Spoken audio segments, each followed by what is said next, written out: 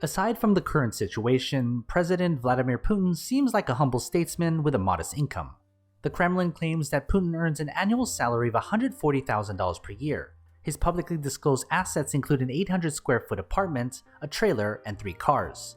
But according to some experts, he may be the wealthiest man in the world with assets totaling up to $200 billion. While that is a ridiculous amount of money for anyone to have, this figure may not be so far-fetched for Putin.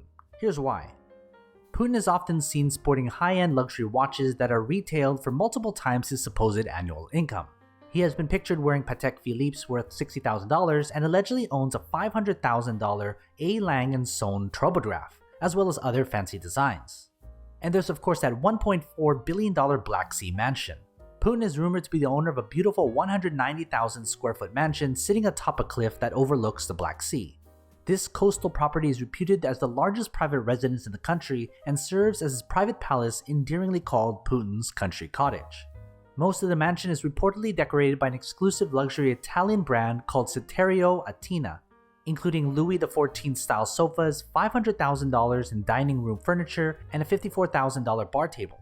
It even has a decked out bathroom with fancy $850 Italian toilet brushes and $1,250 toilet paper holders. On top of all the extravagant furnishings, an annual $2 million is spent just to maintain the property's landscaping by a 40-person staff.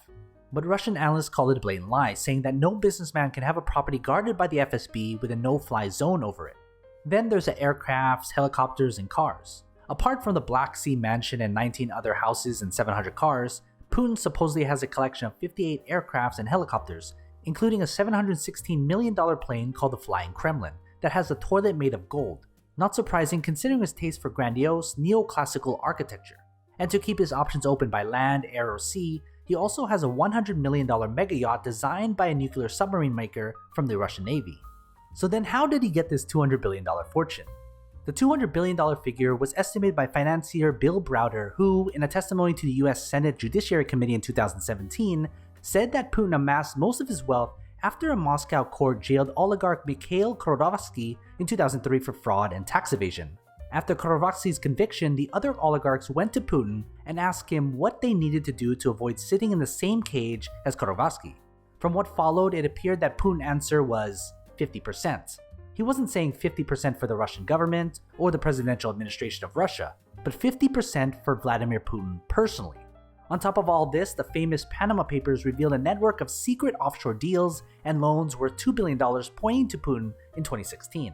But of course, Vladimir Putin denies all of these allegations, only admitting to a different form of riches. I am the wealthiest man, not just in Europe but in the whole world. I collect emotions. I am wealthy in that the people of Russia have twice entrusted me with the leadership of a great nation such as Russia. I believe that this is my greatest wealth.